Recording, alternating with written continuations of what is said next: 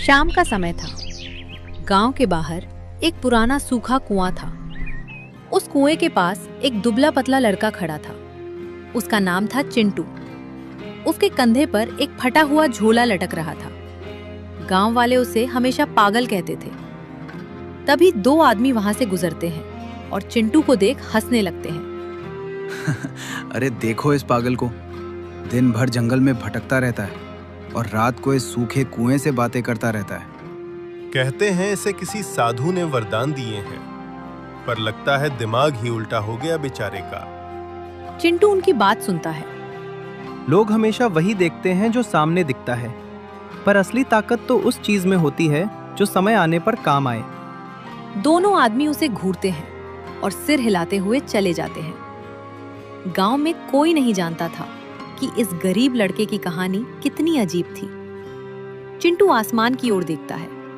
सब मुझे पागल समझते हैं, लेकिन एक दिन ये दुनिया देखेगी कि असली समझदारी क्या होती है। और यही से शुरू होती है 3 विचित्र वरदानों की रहस्यमयी कहानी। कुछ महीने पहले की बात है।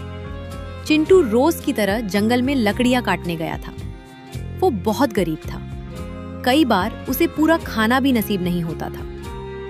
उसी जंगल में उसकी जिंदगी बदलने वाली थी। अचानक चिंटू देखता है एक बूढ़े साधु पेड़ के नीचे बैठे कांप रहे हैं और चेहरा थकान से भरा हुआ था। चिंटू तुरंत उनके पास दौड़कर जाता है। बाबा, आप इतने कमजोर क्यों लग रहे हैं? क्या कई दिनों से आपने कुछ खाया नहीं और आराम भी नहीं किया? बेटा, कई दिनों से मैं इस घने जंगल में भटक रहा हूँ। शरीर अब बिल्कुल साथ नहीं दे रहा। चिंटू बिना एक पल सोचे अपना झोला देता है। उसमें बस 2 सूखी रोटियां होती हैं। वो दोनों रोटियां साधु के सामने रख देता है। बाबा, मेरे पास देने के लिए बस यही है, पर आप खा लीजिए, मैं आज पानी पीकर सो जाऊंगा। साधु हैरान होकर उसे देखते हैं। उनकी आंखों में आंसू आ जाते हैं। गरीबी के बावजूद चिंटू का दिल बहुत अमीर था। खाना खाने के बाद साधु को नींद आने लगती है। चिंटू उनके पैरों के पास बैठकर धीरे धीरे उनके पैर दबाने लगता है। जब साधु उठते हैं, उनका चेहरा चमक रहा होता है। बेटा, तूने बिना किसी स्वार्थ के मेरी सेवा की है। मैं तेरे दिल की सच्चाई से बहुत प्रसन्न हूं। मांग जो चाहे मांग ले। मैं तुझे इतना धन दे सकता हूं कि 7 पीढ़ियां आराम से जिएं। चिंटू की आंखों में कोई लालच नहीं होता।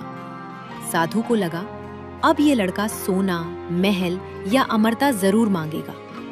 उन्हें विश्वास था अब ये लड़का धन या शक्ति ही मांगेगा।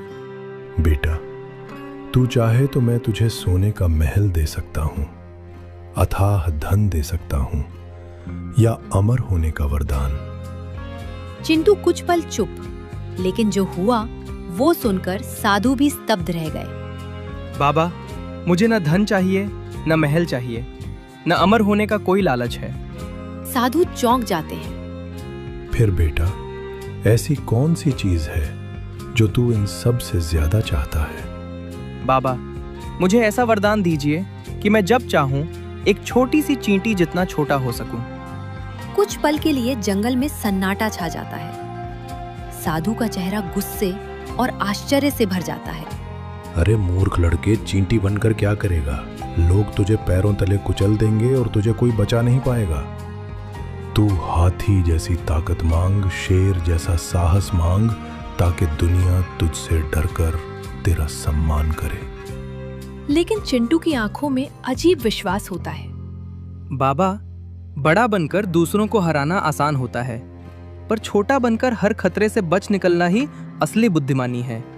साधु चौंक जाते हैं। दुनिया में जो झुकना सीख जाता है, वही हर तूफान से सुरक्षित निकल पाता है। साधु गहरी सांस लेते हैं। तू सच में अजीब है लड़के, लेकिन जैसा चाहता है वैसा ही होगा। तथास्तु। जब चाहे तू चींटी जितना छोटा हो सकेगा। पहला वरदान मिल चुका था। पहला वरदान देने के बाद भी साधु को उम्मीद थी कि अगली बार ये लड़का समझदारी दिखाएगा। चलो बेटा, अब दूसरा वरदान मांग। इस बार कुछ ऐसा मांग ले जिससे तेरा जीवन आराम से कट सके। मैं तुझे ऐसा वरदान दे सकता हूं कि तुझे कभी भूख न लगे और तुझे भोजन की चिंता कभी न करनी पड़े। चिंटू कुछ क्षण सोचता है। बाबा, मुझे ऐसा वरदान दीजिए कि मुझे कभी खाना ना खाना पड़े, सिर्फ उसकी खुशबू सूंघकर मेरा पेट भर जाए। साधु का मुंह खुला रह जाता है। वो जोर से हंस पड़ते हैं। तू ऐसा वरदान मांग रहा है जिससे तू जीवन भर भूखा रहेगा और तुझे कोई बचा भी नहीं पाएगा। बाबा, गरीब आदमी के लिए खाना सिर्फ स्वाद नहीं होता, वो मेहनत, पसीना और कई रातों की भूख से मिलता है। साधु का चेहरा धीरे धीरे शांत हो जाता है। खाना खाने के लिए कमाना पड़ता है, लेकिन खुशबू सूंघने के लिए सिर्फ सांस लेनी पड़ती है। मैं भूखा रह सकता हूँ बाबा, पर मजबूर होकर किसी के सामने हाथ फैलाना नहीं चाहता। उनकी आंखों में समझ आ जाती है। तू अजीब जरूर है बेटा, पर तेरी सोच में एक गहरी सच्चाई छिपी हुई है। तथास्तु, अब खुशबू ही तेरा भोजन बनेगी और तेरा पेट भर देगी। दूसरा वरदान भी मिल चुका था, लेकिन अब बस एक आखिरी वरदान बचा था। उन्होंने आखिरी कोशिश करने का निश्चय किया। बेटा, ये आखिरी वरदान है। अब तो कुछ ऐसा मांग ले जिससे तेरा भविष्य सुरक्षित और जीवन सुखी बन सके। तू चाहे तो मैं तुझे राजपाट दे सकता हूँ, अनंत धन दे सकता हूँ या अपार शक्ति दे सकता हूँ। चिंटू शांत खड़ा रहता है। उसकी आंखों में वही विश्वास होता है। बाबा, मुझे ऐसा वरदान दीजिए कि मेरी आंखें जमीन के 10 फुट नीचे तक साफ देख सकें। साधु एकदम चौंक जाते हैं। उनका चेहरा निराशा से भर जाता है। अरे पागल लड़के, जमीन के नीचे क्या मिलेगा? वहां सिर्फ मिट्टी, पत्थर और कीड़े ही तो रहते हैं। तू ऊपर देखना क्यों नहीं सीखता, जहां सोना, दौलत और अवसर तेरा इंतजार कर रहे हैं। बाबा, दुनिया हमेशा ऊपर की चमक देखती है, पर असली रहस्य और अवसर अक्सर जमीन के नीचे छिपे होते हैं। जो नीचे देखना सीख जाता है वही गिरने से बचता है और छिपे हुए खजाने ढूंढ पाता है। तू सच में सबसे अजीब लड़का है जिसे मैंने अपने जीवन में नहीं देखा है। तथास्तु, अब तेरी आंखें जमीन के 10 फुट नीचे तक सब कुछ देख सकेंगी। तीनों वरदान मिल चुके थे। साधु को लगा ये लड़का अपनी किस्मत खुद बर्बाद कर चुका है, लेकिन समय आने वाला था जब यही तीनों वरदान पूरी दुनिया को चौंका देंगे। कुछ महीनों बाद गांव में अचानक एक बड़ी खबर फैल गई। राजा की सबसे कीमती नीलमणि खो गई थी। वो नीलमणि इतनी बहुमूल्य थी कि उसकी कीमत पूरे राज्य के खजाने से भी ज्यादा मानी जाती थी। राजा ने पूरे राज्य में घोषणा कर दी, जो भी मेरी नीलमणि इस दीवार के अंदर से निकाल कर लाएगा, उसे 1000 सोने की अशर्फियां इनाम में दी जाएंगी। पूरा गांव किले के पास जमा हो जाता है। सिपाही, मजदूर, लोहार सब कोशिश करते हैं, पर कोई सफल नहीं होता। महाराज, दरार इतनी पतली है कि अंदर हाथ डालना तो दूर, उंगली भी नहीं जा सकती। दीवार इतनी मजबूत है कि अगर इसे तोड़ा गया तो पूरा किला गिर सकता है। राजा बेहद परेशान हो जाते हैं। ये नीलमणि मेरे राज्य की शान है। अगर ये खो गई तो मेरा सम्मान भी समाप्त हो जाएगा। 3 दिन बीत गए, कोई समाधान नहीं मिला। सब ने उम्मीद छोड़ दी। तभी एक दुबला पतला लड़का आगे आता है। अरे देखो, ये वही पागल लड़का आ गया। अब शायद ये अपनी जादूगरी दिखाएगा। जब बड़े बड़े कारीगर नाकाम हो गए तो ये गरीब लड़का क्या चमत्कार कर लेगा। चिंटू सीधे दीवार के पास जाकर खड़ा हो जाता है। महाराज, अगर आप अनुमति दें तो मैं कोशिश कर सकता हूँ। शायद मैं आपकी नीलमणि निकाल सकूं। राजा उसे ऊपर से नीचे तक देखते हैं। लड़के, जहां बड़े बड़े लोग असफल हो गए, वहां तू कैसे सफल हो पाएगा? चिंटू हल्का सा मुस्कुराता है। महाराज, कभी कभी सबसे छोटे उपाय ही सबसे बड़ी समस्याओं का समाधान बन जाते हैं। और अब समय आ गया था तीनों विचित्र वरदानों के असली चमत्कार का। सभी लोग उत्सुकता से चिंटू को देखने लगे। चिंटू अपनी आंखें बंद करता है। फिर अचानक उसकी आंखों में हल्की चमक आने लगती है। उसका तीसरा वरदान सक्रिय हो चुका था। कुछ क्षण बाद चिंटू आंखें खोलता है। वो दीवार को ध्यान से देखता है। महाराज, नीलमणि दीवार के अंदर एक पतली दरार में अटकी हुई है, लगभग 2 हाथ नीचे। सभी लोग हैरान होकर एक दूसरे को देखने लगते हैं। तू बिना दीवार तोड़े ये कैसे जान सकता है कि नीलमणि अंदर किस स्थान पर फंसी हुई है? चिंटू मुस्कुराता है। महाराज, कभी-कभी आंखें वही देख पाती हैं जो साधारण दृष्टि से छिपा रहता है। सिपाही में खुसर फुसर शुरू हो जाती है। महाराज, शायद ये लड़का सच कह रहा है। इसकी आंखों में कोई अद्भुत शक्ति दिखाई दे रही है। राजा अब थोड़ा प्रभावित हो जाते हैं। अगर तू सच में जानता है कि नीलमणि कहाँ है, तो अब बता, इसे बाहर कैसे निकाला जाएगा?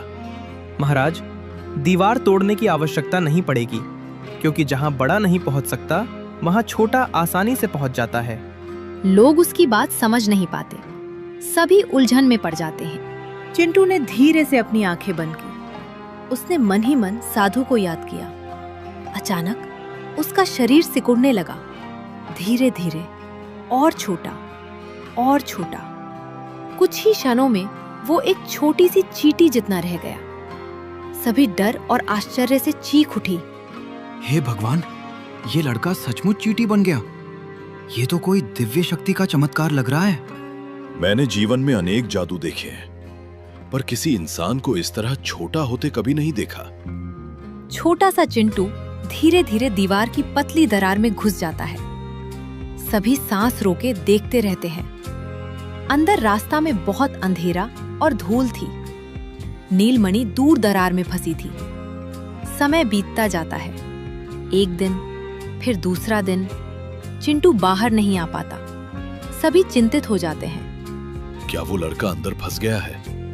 अगर वो बाहर नहीं आया तो हम उसके जीवन के अपराधी बन जाएंगे। तभी एक बूढ़ा आदमी राजा से कहता है, महाराज, शायद वो भूख से कमजोर हो गया होगा। हमें उसके लिए भोजन की व्यवस्था करनी चाहिए।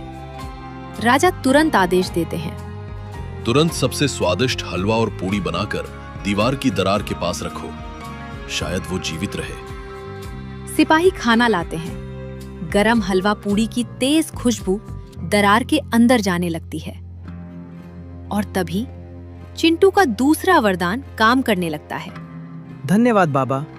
अगर यह खुशबू न मिलती तो मैं भूख से कमजोर होकर कभी नीलमणि तक पहुंच नहीं पाता।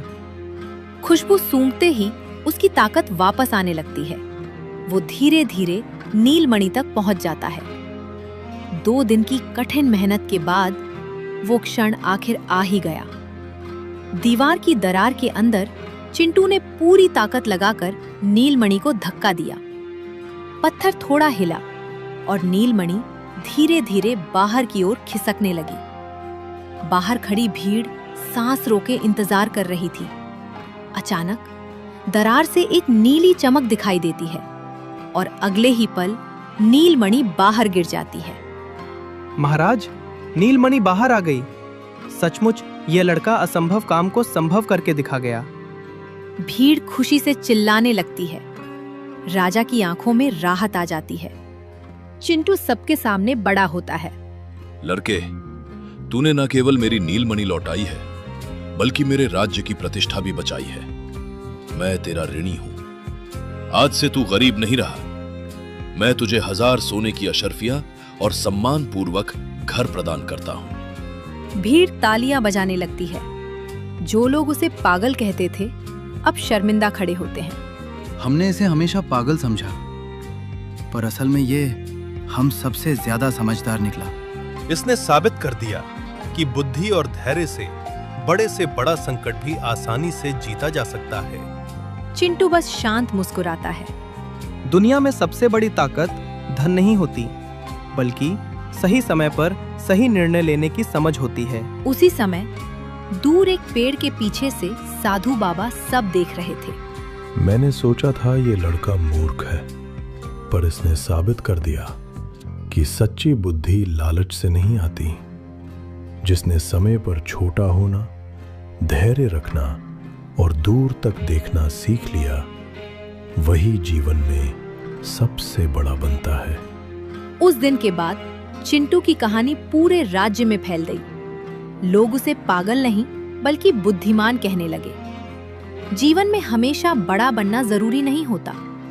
कभी-कभी सही समय पर छोटा बनना ही सबसे बड़ी जीत दिलाता है।